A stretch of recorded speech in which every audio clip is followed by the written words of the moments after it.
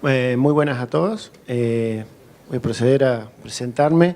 Mi nombre es Jorge Godoy y participo en la regional APRESID de la ULAYE y voy a estar intentando moderar este taller. Para empezar, voy a presentar al disertante Daniel Mazzarella. Él es ingeniero agrónomo, egresado de la Universidad de Buenos Aires. Tiene una especialización en seguridad alimentaria de la Universidad Nacional de La Plata. Trabaja en SENASA y se desempeña como supervisor técnico en la División de Agroquímicos y Biológicos. También es docente de la Cátedra de Protección Vegetal de la Facultad de Agronomía de la Universidad de Buenos Aires. Bueno, la modalidad es como todos los otros talleres. Va a haber un momento en donde Daniel va a hacer su presentación. Vamos a tratar de mantenernos en silencio, con los teléfonos apagados o en modo silencio. Y luego vamos a tener un espacio para preguntas e intercambios. Así que, bueno, Daniel. Bueno, muchas gracias.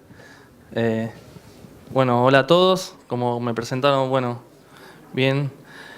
Acá el ingeniero Godoy, yo trabajo en SENASA. SENASA, dentro de las funciones que tiene, una de las que tiene la Dirección de Agroquímica donde yo trabajo es el establecimiento de los límites máximos de residuos para productos fitosanitarios. La idea un poco de la presentación es, acá lo resumo, es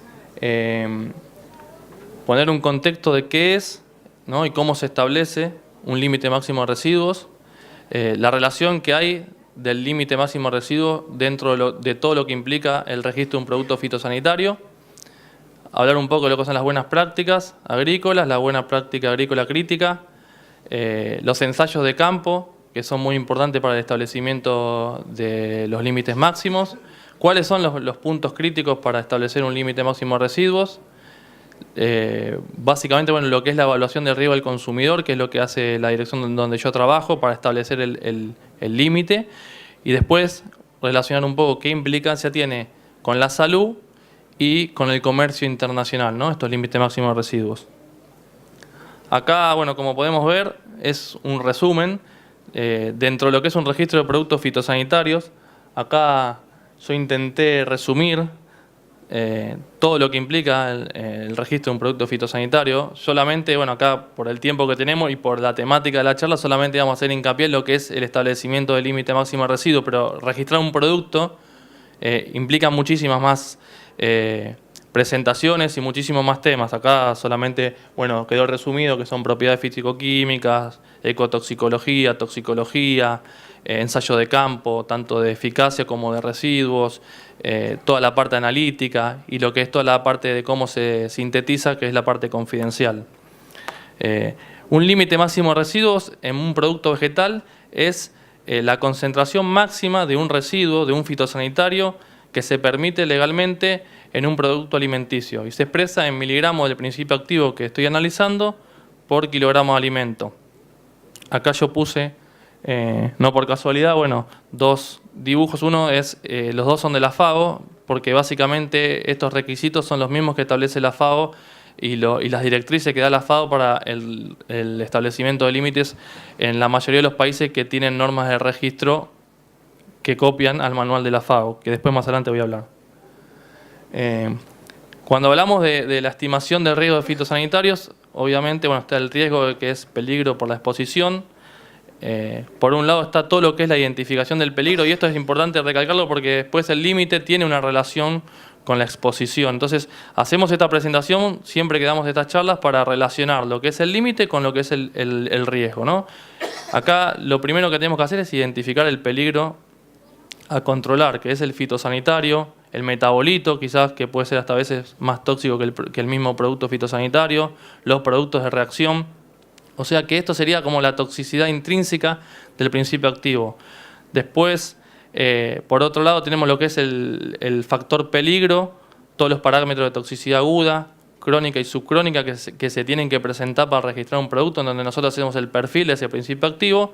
Y por otro lado tenemos la exposición, ¿no? Es que en este caso, como estamos hablando exclusivamente de lo que son los residuos, es la exposición a través de la alimentación. O sea, cuánto ingerimos de la sustancia química que estamos evaluando, lo tenemos que saber y relacionar directamente con el residuo que va a quedar del uso de ese fitosanitario. Con esos datos, hacemos lo que nosotros llamamos la estimación de riesgo al consumidor, establecemos el límite máximo de residuo para ese principio activo y ese cultivo y el tiempo de carencia, que después vamos a ver para qué sirve. Yendo a lo que es la estimación del peligro, como yo decía, es la evaluación de la toxicidad intrínseca del principio activo. Acá la norma argentina, que es la resolución 350 del 99. Esta resolución es una copia de un manual de la FAO para el registro de productos. Cualquiera que está en el tema, bueno, es como nosotros decimos la Biblia, la 350, porque es un manual de procedimiento donde está perfectamente dividido por capítulos que se debe presentar para cada una de las requisitos. Hablando, bueno, obviamente acá tenemos un tema importante que es la eficacia agronómica, tenemos lo que es la parte de la exposición ambiental, que la normativa solicita, todo lo que es comportamiento de suelo, agua y aire, toxicidad aguda, subcrónica y crónica, en invertebrados, en peces, en aves, en algas, en crustáceos y en otros microorganismos que también son indicadores. Después, por otro lado, está lo que es la exposición al aplicador. Ahí tenemos lo que se solicita para el registro, que son todo lo que es toxicidad aguda, subcrónica y crónica. Y por otro lado, la exposición al consumidor, que es un poco lo que vamos a hacer hincapié hoy, que es los estudios de aguda, crónica y subcrónica relacionados con el residuo que queda en el órgano que voy a cosechar y que después voy a terminar consumiendo. Respecto a lo que es, bueno, obviamente, como decíamos, hay una exposición del consumidor, ¿no? Si bien, por un lado, tenemos la caracterización del peligro de esa sustancia, después hay que ver cuán expuesto estoy yo a esa sustancia, que es la parte donde más hacemos hincapié, y que tiene una importancia muy relevante en lo que es el establecimiento del límite máximo. Ahí, y acá por algo pongo lo de la eficacia, si bien no está relacionada estrictamente con los residuos, la evaluación de la eficacia agronómica a través de ensayo de campo en Argentina tiene una importancia. ¿Por qué? Porque nosotros utilizamos un producto fitosanitario para controlar una plaga. Ese uso va a tener una consecuencia que es dejar un determinado límite máximo de residuos. Nosotros no aplicamos el producto porque sí. Entonces, bueno, esto está relacionado con una buena práctica agrícola de uso ante determinada plaga, enfermedad, maleza, lo que quiera controlar. Después está toda la parte de la evaluación de los residuos en el cultivo, también mediante ensayos de campo en Argentina, en determinadas zonas ecológicas y durante 2 años. Luego que hacemos los ensayos de campo, tenemos una parte analítica de laboratorio donde esas muestras de esos ensayos se llevan a hacer la determinación de los residuos en laboratorio, que es la fase analítica, en ensayo de laboratorio. Luego, el interesado, o sea, la empresa que quiere hacer el registro de ese producto, hace una propuesta de límite máximo de residuos SENASA. SENASA hace un análisis de riesgo al consumidor, a ver si ese límite es o no es seguro, si hay que hacer alguna modificación, si hay que modificar el tiempo de carencia. Y en ese caso, si SENASA establece el límite máximo de residuo y un tiempo de carencia a nivel nacional. Yendo exclusivamente a lo que son los ensayos de campo de residuos, una, digamos, novedad que no es tan novedad para los que estamos en el tema, pero bueno, a partir del año 2014, en Argentina, los ensayos que se conducen a campo para establecer los límites máximos de residuos tienen que cumplir con requerimientos de buena práctica de laboratorio de la OSD. En 2010 salió la normativa, se fue posponiendo y en 2014 se hizo obligatoria. A partir del 2014 se realizan con este tipo de criterios, lo cual le da una mayor confiabilidad. Bueno, ahí habría que hacer una presentación exclusiva del tema GLP, pero bueno, básicamente lo que es le da mayor confiabilidad, repetibilidad y a nivel internacional la mayoría de los países que trabajan en este tema hace muchos años ya tienen adoptado este tipo de criterios.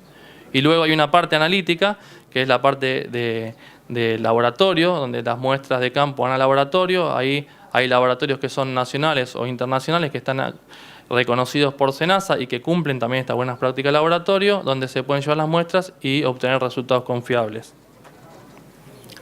Acá, un poco respecto a los requerimientos, acá se pone lo que nosotros llamamos lo que es una curva de degradación de los residuos, y eso nosotros lo explicamos siempre de por qué tenemos requerimientos de que los ensayos sean locales y por qué pedimos en 3 zonas agroecológicas distintas y 2 años consecutivos.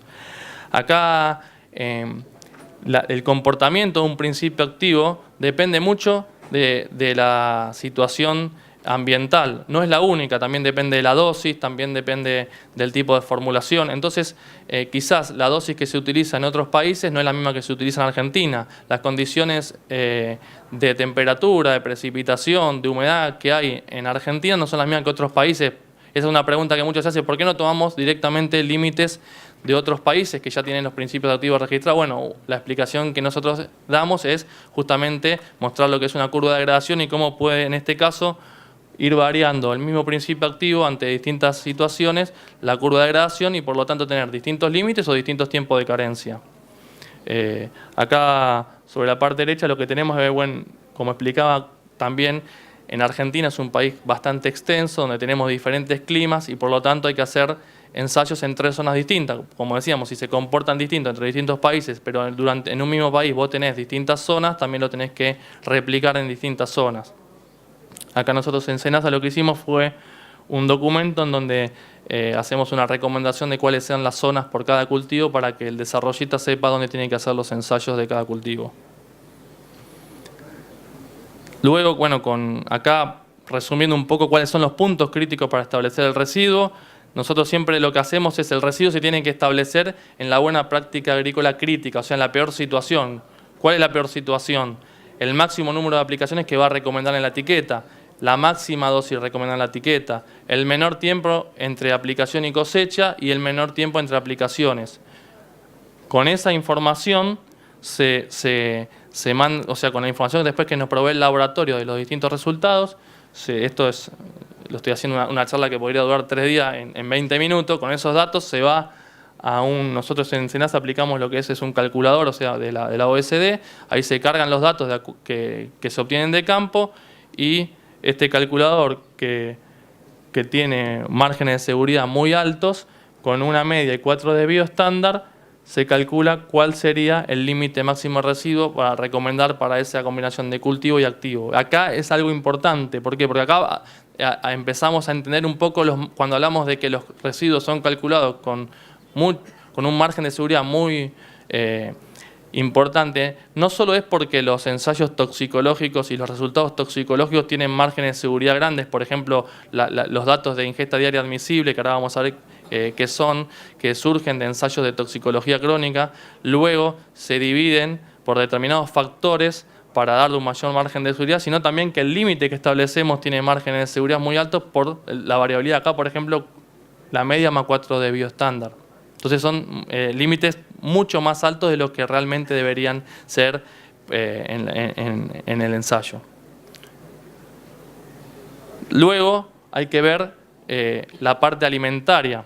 ¿Cuánto ingerimos de ese alimento? Porque, como decía, esto es la combinación de un principio activo con un alimento. ¿Cuánto consumimos del alimento que nosotros queremos hacer la ampliación de uso o el registro nuevo? Ahí la información del consumo sale de 2 bases de datos mundiales. Una que es la base de datos de los clústeres de la OMS, en donde Argentina, bueno, está ahí, lo explico, dentro de 17 conglomerados están en el G5, y también hay otro dato de consumo que proviene de una dieta regional de la OMS.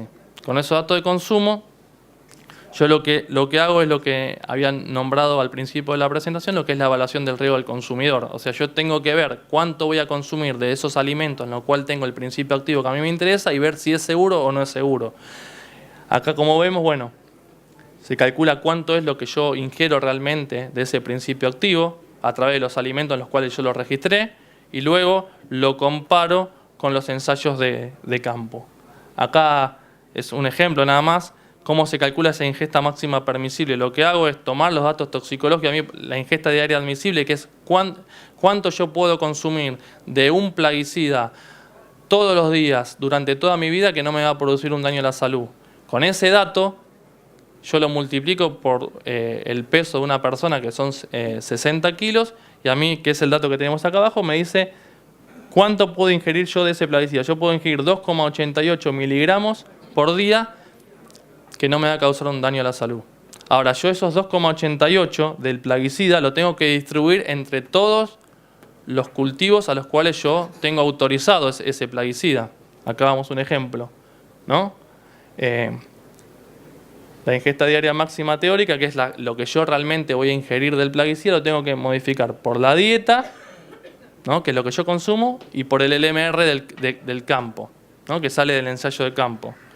Acá hay un ejemplo, por ejemplo, yo no puse ningún plaguicida para no generar ningún preconcepto, pero es como supongamos que este es un plaguicida, yo tengo que distribuir la ingesta diaria admisible, o sea, ese dato que a mí me dicen los estudios toxicológicos crónicos que no va a producir un daño, entre todos los cultivos a los cuales yo tengo autorizado ese principio activo. Por ejemplo, acá hay un ejemplo, supongamos que este principio activo está autorizado en tomate, bueno, yo tengo que ver si el LMR del campo, o sea, con la dosis recomendada de la etiqueta, con todas las situaciones, el tiempo de carencia, la cantidad de aplicaciones que están recomendadas, el calculador me dice que el límite es 0,02 y de tomate consumo 0,025 kilos por día, yo tengo que multiplicar el residuo, que es lo que queda del plaguicida, por lo que consumo, y me dice cuánto estoy consumiendo de ese plaguicida a través del tomate. Ahora, ese plaguicida yo no lo tengo solamente para tomate, también lo tengo registrado para papa. Entonces tengo que hacer lo mismo.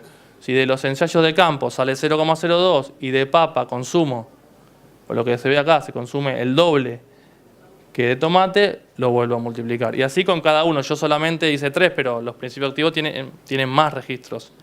Y a mí lo que me da este dato es uno de los más importantes. A mí lo que me dice este dato es que yo estoy consumiendo 0,00199 miligramos de ese fitosanitario por día. Ahora, yo ese dato, que es el real, que es la ingesta real que yo tengo de ese plaguicida, lo tengo que comparar contra el dato toxicológico, que es el dato que yo no tengo que sobrepasar, porque ese dato toxicológico me decía cuánto yo puedo consumir por día sin que haya un riesgo. Si yo consumo más cantidad, hay un riesgo y hay que ajustar y hay que gestionar el riesgo. Esto es un poco lo que acabo de decir. Yo comparo, ¿no?, lo que ingiero de ese plaguicida a través de los cultivos contra el dato toxicológico de los ensayos de toxicología crónica. Si en este caso, por ejemplo, yo puse números por poner, la ingesta máxima permisible, o sea, lo que a mí me permite consumir por día de ese plaguicida sin que haya un riesgo, es 2,88 miligramos por día, y yo en esos 3 cultivos solamente estoy consumiendo 0,0199, es que todavía tengo un margen de seguridad muy grande. Puedo seguir agregando ampliaciones de uso, cultivos, y si se respetan los tiempos o sea, los residuos, los tiempos de carencia, la buena práctica, no hay riesgo. Acá un poco el resumen de esta parte, bueno, que exceder un límite de residuo implica una violación a la ley, que no necesariamente significa que hay un riesgo a los consumidores. O sea, no cumplimos la buena práctica. Ahora, no necesariamente que yo me exceda en un límite va a haber un riesgo a la salud directamente. Porque justamente por lo que yo explicaba, porque hay tantos márgenes de seguridad, tanto en la parte toxicológica como luego en el ensayo de campo, que no necesariamente va a haber un riesgo a la salud. Lo que sí hacen los LMR, como digo en la tercera parte de acá, que proveen una confirmación legal de que los cultivos han sido tratados con productos fitosanitarios cumpliendo las buenas prácticas agrícolas. En caso de que haya una violación a las buenas prácticas, yo seguramente lo voy a poder corroborar a través de una violación en los LMR. Y obviamente, que es la parte, yo dividí la presentación en 2 partes. Esto más orientado hacia la salud y la otra parte por ahí que le interesa más a los productores, que es la parte del comercio internacional, que es, por ejemplo, lo que acá pongo es que permite el tránsito de los alimentos a través del comercio internacional. Las conclusiones de esta parte, que la importancia que tiene que haya una normativa de registro a nivel nacional, por los requisitos del LMR a nivel nacional. Yo realmente sé lo que pasa en mi país. Si yo adopto límites de otros lugares sin tener ensayos locales, no voy a saber realmente si esos límites con mis condiciones locales se están cumpliendo o no se están cumpliendo. Las buenas prácticas agrícolas, ¿por qué es importante respetarlas? Si yo no respeto la buena práctica agrícola, seguramente no voy a poder cumplir con el límite máximo de residuo establecido. La parte de la buena práctica de laboratorio, esa certificación que tenemos a partir del 2014, lo que le da a los ensayos nacionales son mayor calidad y mayor confiabilidad. Y luego establecer los límites máximos de residuos, realizando una evaluación de riesgo del consumidor, como yo le decía, comparando la ingesta máxima permisible contra la IDA, me permite gestionar el riesgo. ¿Qué es gestionar el riesgo? Que si yo me estoy acercando mucho a lo máximo que puedo consumir por día de ese principio activo puedo cancelar cultivos que quizás ya no tienen un gran mercado, ya no se utilizan, poner tiempos de carencia más altos para lograr que la curva de degradación sea más extensa. Un poco eso es como lo que nosotros llamamos gestionar o evaluar el riesgo del consumidor. Y la segunda parte, ya para terminar, es la parte de comercio internacional, en donde a nivel internacional, ¿qué nos exigen los países o los mercados compradores? Libre de insectos vivos. Esto lo que implica que tenemos que hacer tratamientos fitosanitarios por cosecha, lo que va a implicar que vamos a tener residuos de productos fitosanitarios. Acá un ejemplo, tomé el ejemplo del DDP, que es un insecticida para granos almacenados, y acá ustedes pueden ver lo que establece la normativa argentina para estos cultivos y lo que establece el mercado internacional. Entonces, no solamente el límite máximo de residuo o excederlo va a traer un problema para la salud de las personas que consumen los alimentos, sino para las exportaciones. Y el límite máximo de residuo también es una herramienta que tienen los países compradores para poner barreras arancelarias. ¿Por qué? Porque muchas veces estos límites acá, por ejemplo, la UE, ¿no?, nos pone un 0,01 para este principio activo. Algunos casos pueden ser con un sustento toxicológico y que cancelan el registro por un tema de, por ahí, algún problema ambiental, algún riesgo toxicológico. Pero en otros casos puede ser meramente porque las moléculas no son defendidas en esos países por los dueños de la molécula y se caen esos registros. Entonces, el tema del EMR ha tomado en los últimos tiempos una consideración de bastante importancia. Acá solamente lo puse como ejemplo, pero para que tengan idea de lo complejo que a veces es para cuando vos tenés que ver qué productos podés utilizar, para qué mercados, y más con lo que tiene que ver con los que son los productos para control de insectos post cosecha, porque se ha acotado mucho la paleta de productos que hay para utilizar. Entonces, si uno tiene que ver al mercado que va a enviar para ver qué productos puede utilizar, y que esto hace 10 años nadie le prestaba atención. Hoy un productor tiene que saber a dónde va a exportar para poder utilizar los productos. De hecho, muchos mercados de estos productos hoy no se pueden enviar porque usamos productos que esos mercados no los permiten. Acá también un ejemplo de lo que es para granos de cereales, lo mismo. Si ustedes ven, básicamente hay disparidad y no hay una unificación. Por eso nosotros siempre apoyamos a que Codex tiene que ser una referencia internacional, que todos los países tienen que darle más importancia porque eso va a permitir que no haya este tipo de disparidad. Acá, por ejemplo, ahora para terminar ya, yo tomé un ejemplo que saqué de internet del último Congreso Internacional de Silo Bolsa que hubo en Mar del Plata, el ejemplo de cómo es una curva de disipación de diclorbos aplicada durante el almacenamiento de grano de maíz, ¿no? Cómo desde la aplicación hasta 120 días, cómo va disminuyendo la cantidad de residuos. Y si pueden ver en la derecha, cuántos días tiene que pasar, ¿no?, para ir cumpliendo con cada mercado. A los 30 días cumplo con el límite máximo de residuo de Argentina. A los 90 días recién cumplo con el límite que me establece Japón y para mandar ese maíz a la Unión Europea tengo que esperar 120 días. Ahora, esta misma situación acá la plasmo en un gráfico en donde podemos ver, ¿no?, cómo es la curva de degradación y lo mismo, ¿no? Más o menos a los 30, 20 días cumplo con Argentina, luego lo que es Japón y a los 120 días recién cumplimos con lo que es la Unión Europea. Ahora, ¿qué pasa si yo hago más de una aplicación, no? No cumplo con la buena práctica agrícola. Ahí vemos cómo se puede comportar este producto. Va subiendo tanto lo que llamamos nosotros el depósito inicial, que es desde donde parte la curva de degradación, pero también puede cambiar la pendiente de la curva. Y acá un ejemplo, ¿no?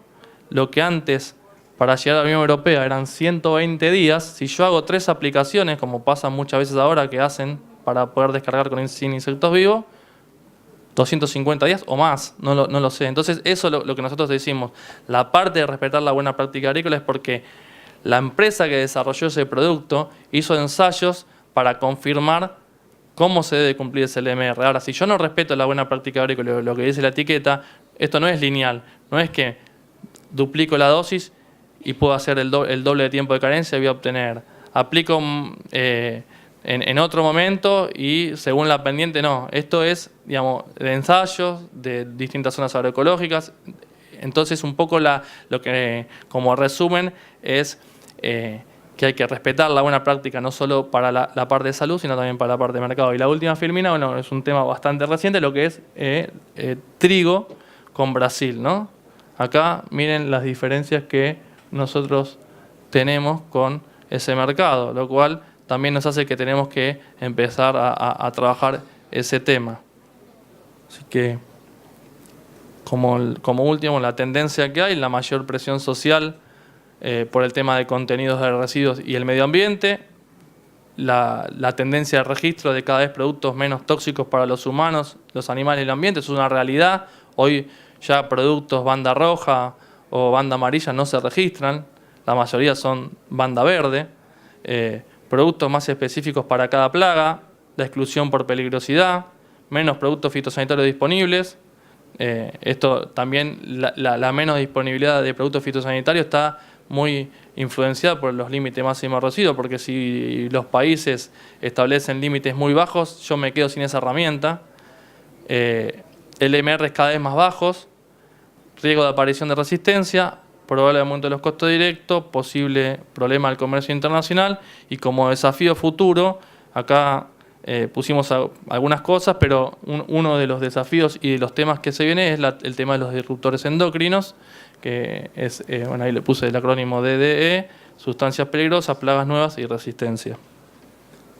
Que bueno, muchas gracias y queda abierto para preguntas.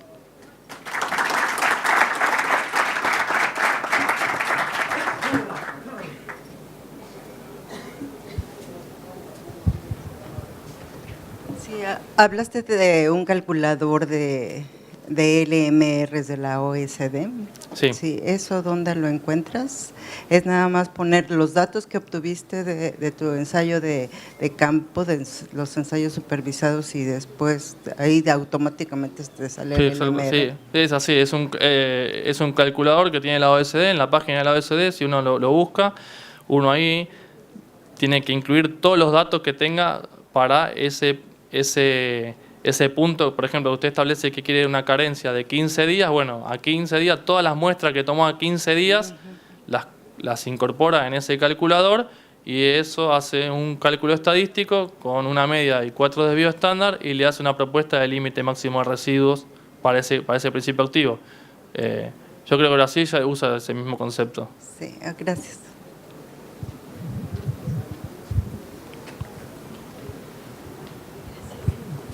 Daniel, una consulta. Vos hablaste de límites de residuos en alimentos. ¿Límite de residuos en agua o en suelo? Sí, o sea, es otro tema que no tiene que ver, o sea, no es que no tiene que ver, sino que no se gestiona desde este punto de vista. La parte de los residuos en suelo y en agua, durante una parte del registro, que es la parte experimental, o sea, por eso no hablé del registro, pero para hablar del tema ese hay que hablar exclusivamente de lo que es el registro de un producto fitosanitario. Y un producto cuando viene por primera vez a registrarse a Argentina, tiene que pasar lo que se llama una etapa experimental de 2 años de prueba y traer información o generar información de todo lo que es toxicología aguda, subaguda, crónica, y yo ahí algo nombré en una filmina todo lo que es la parte de ambiental, ¿no? El comportamiento de ese producto en suelo, aire y agua. En 3 tipos distintos de suelo, se establecen después todos los parámetros de suelo, la TD90, bueno, muchísimos parámetros que genera el que desarrolla ese producto. En agua lo mismo. Se presenta información sobre agua y se presenta información sobre aire. Eso está relacionado con la dosis que quiere recomendar de ese producto o que se generan esos datos. Pero eso es otra parte. Ahí hay un análisis de riesgo de la parte digamos, ecológica. Una cosa que no es menor es que esa información, antes de venir a SENASA, pasa por un grupo de avalistas toxicológicos que son externos a SENASA, que son médicos toxicólogos, biólogos. En lo que es la parte de ecotoxicología, hay grupos de avalistas de ecotoxicólogos, donde son grupos que se conforman. Hay una resolución de SENASA que dice qué características, o sea, qué idoneidad tiene que tener la persona que se presenta y luego acredita para estar en esos grupos. Se tienen que agrupar de determinada manera. Por ejemplo, los grupos de ecotoxicólogos tiene que haber un biólogo sí o sí y tiene que haber un toxicólogo. Y ellos reciben la información de la empresa. Ellos hacen un aval toxicológico y un análisis de riesgo de la parte ecotoxicológica y toxicológica y le hacen una recomendación a SENASA de si ese producto, bajo las condiciones que ellos lo van a utilizar, es o no es recomendable que sea inscripto. Después viene a SENASA y se le vuelve a hacer otra vez toda digamos, el análisis. No es vinculante, pero es un fuerte que tiene la norma y muchas normas de otros países han copiado ese sistema. El tema es que vos tenés que tener gente que califique para poder evaluar esos productos, ¿no? Claro, mi pregunta iba más a si hay controles, así como controlamos en los alimentos o ponemos dosis, concentraciones, para que en los alimentos no haya determinada concentración máxima, si hay algún control en las aguas o en los suelos. O sea, como no es incumbencia esa, no lo tengo claro, pero sé que las provincias, algunas hacen algún tipo de análisis. No sé si el Instituto Nacional del Agua, nosotros alguna vez nos ha mandado una estadística hace unos cuantos años, pero no te sabría decir con exactitud. Sé que algunas provincias lo hacen, no sé si el Ministerio está haciendo algo de medio ambiente, pero...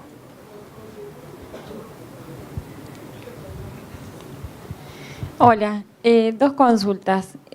¿Ustedes han estudiado si el tiempo de carencia puede verse alterado por mezclas? Porque lo habitual es que el producto no se use solo, sino que en el tanque, ¿qué pasa con la mezcla, digamos? Si hay sinergias, antagonismos con respecto al tiempo de carencia. No, o sea, si las mezclas tienen que estar registradas en SENASA. Cuando es una mezcla, el tiempo de carencia va a estar dado por el más restrictivo. Si vos recomendás 2 productos y uno tiene 3 y otro tiene 8, el tiempo de carencia va a ser 3. Siempre va a ser el menor.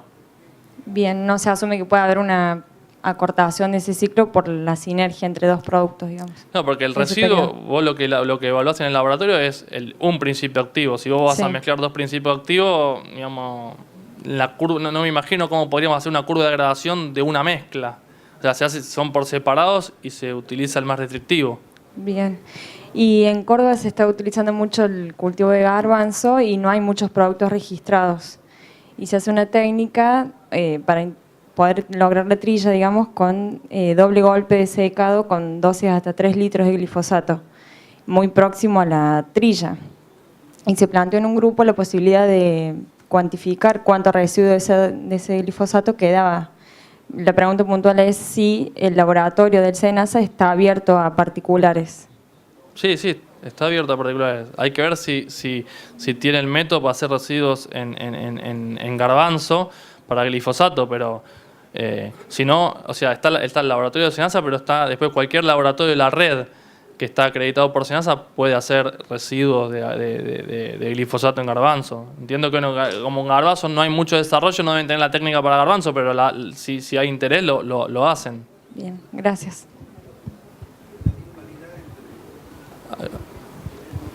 Sí, ¿qué tal, Daniel? Ampliando un poco la pregunta de recién. Muchas veces el problema en este tipo de cultivos que regionalmente son importantes, pero a nivel nacional no representan, más que nada para las empresas, un volumen de mercado importante. Muchas veces el problema es que las empresas no financian las inscripciones y las ampliaciones de uso para esos productos en esos cultivos. Todo esto más agravado en un marco de que hay leyes que obligan a hacer recetas fitosanitarias con, obviamente, productos registrados. ¿Qué mecanismos por ahí se puede tener para ampliar estos usos, ya que las empresas no lo van a hacer por una cuestión propia? Sí, bueno, ayer justo hablaba por el tema de garbanzo con algunas empresas y en realidad ya ese camino otros cultivos lo han recorrido. Por ejemplo, el caso de arándano, SENASA en ese caso lo que hace es junta las partes y todos ceden algo. Los grupos de productores aportan quizás la información, la empresa aporta hacer el registro y SENASA puede de alguna manera darle algún encuadre a ese tipo de cultivos que no tienen ningún principio activo registrado, pero hoy por hoy se trata casi caso por caso. Pero nosotros hemos recibido, bueno, de hecho la gente de garbanzo estuvo la semana pasada, la gente de maní, o sea, muchos cultivos se han juntado y se ha logrado algunas ampliaciones de uso. Por ejemplo, en lo que es cítricos, hace unos años se hizo un proyecto y se hicieron un montón de ampliaciones de uso. Por otro lado, SENASA también hizo 600 ampliaciones de uso en el año 2012 de productos que no eran de interés para las empresas, los financió a través de un crédito internacional. Pero en lo que son por ahí productos de exportación, nosotros hemos interactuado. Por ejemplo, también está la gente de Pecan, otra producción muy así acotada que exporta a China y necesita productos, y la función nuestra es juntar las partes y verle la forma de solución. Pero se han encontrado algunas soluciones.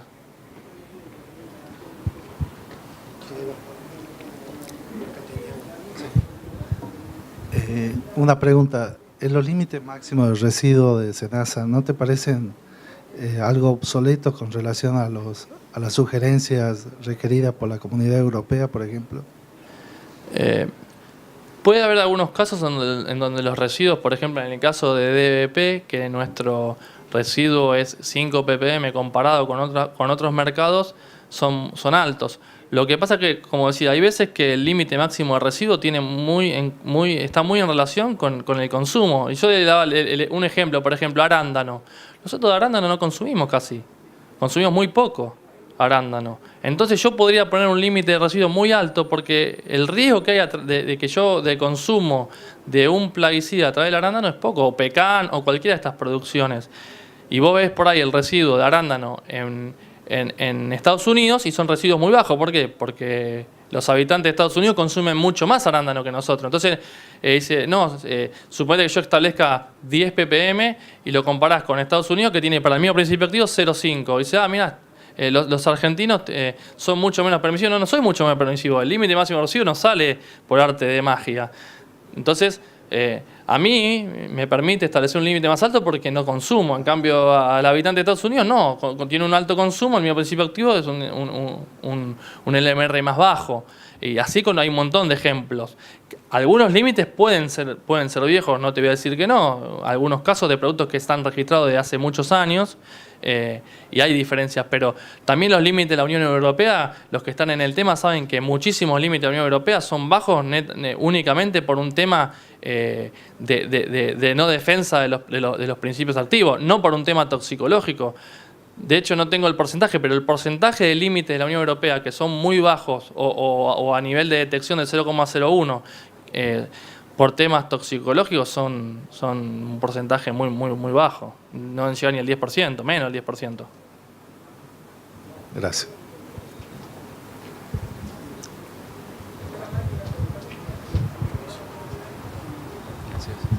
Daniel, ¿qué tal?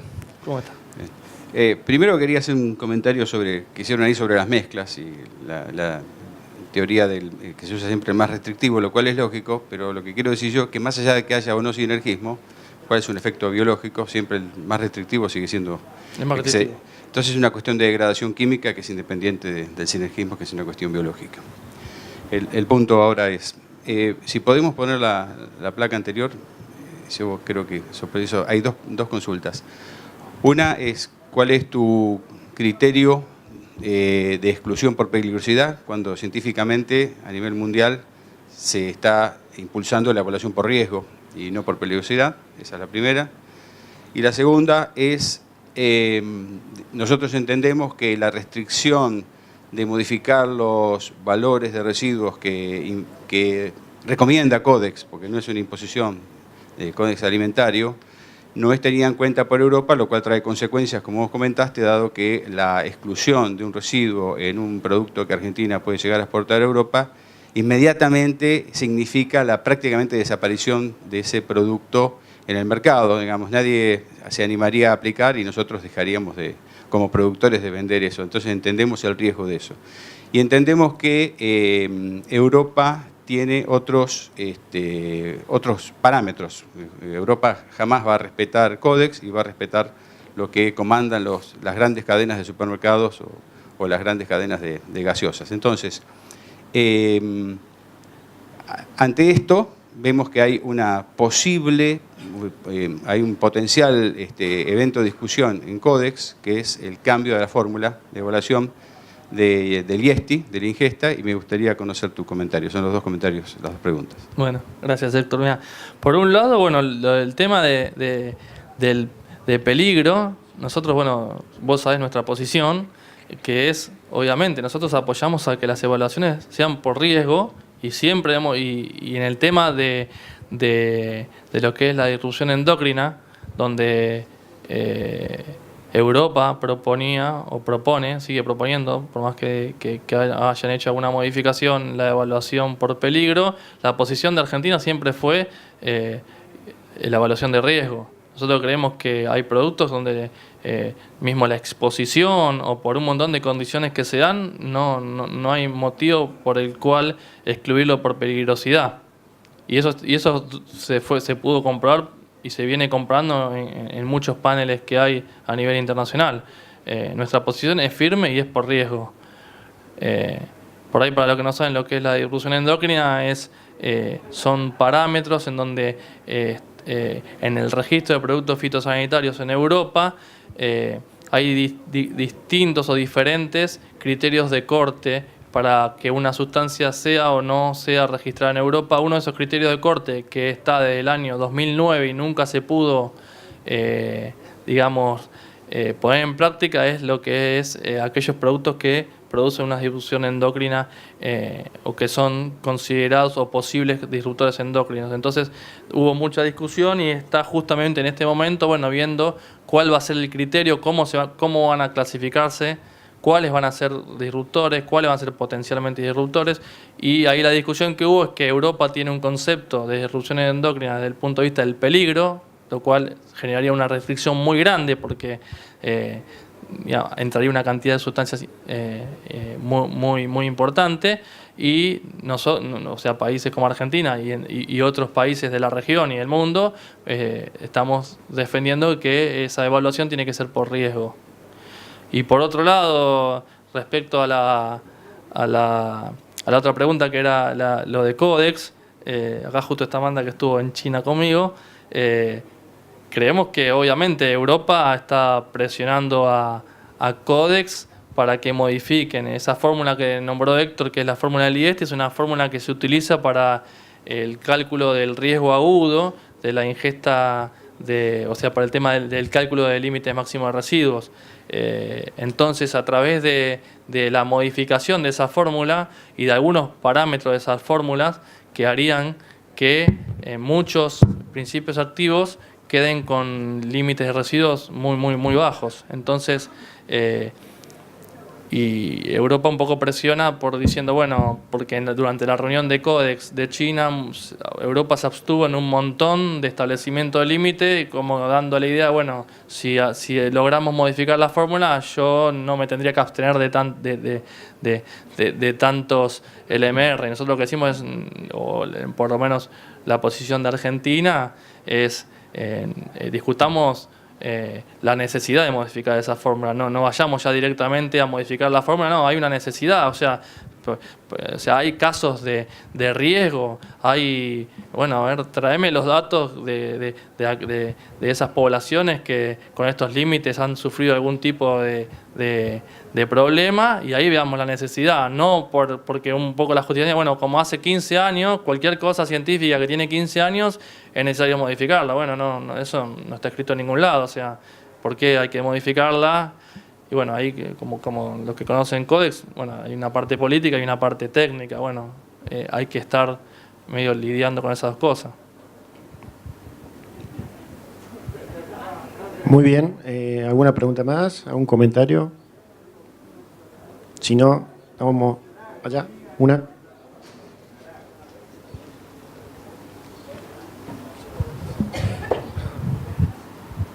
Gracias. Quería saber cómo es el patentamiento de los productos y qué plazos tienen de tiempo. Sí. Es un tema que la verdad que mucho no manejo porque en Argentina el SENASA no tiene ningún tipo de incumbencia sobre la patente.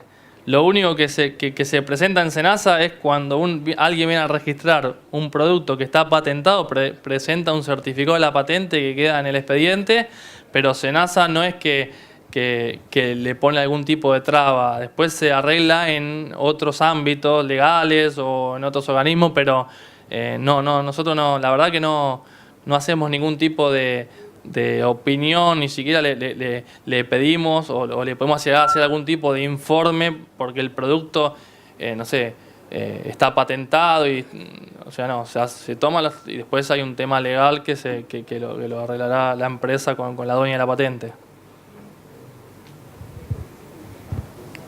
Bueno, muy bien. Haciendo honor a los horarios que nos habían dado, creo que ya estamos. Si no hay más nada, le damos las gracias a Daniel y un aplauso para todos.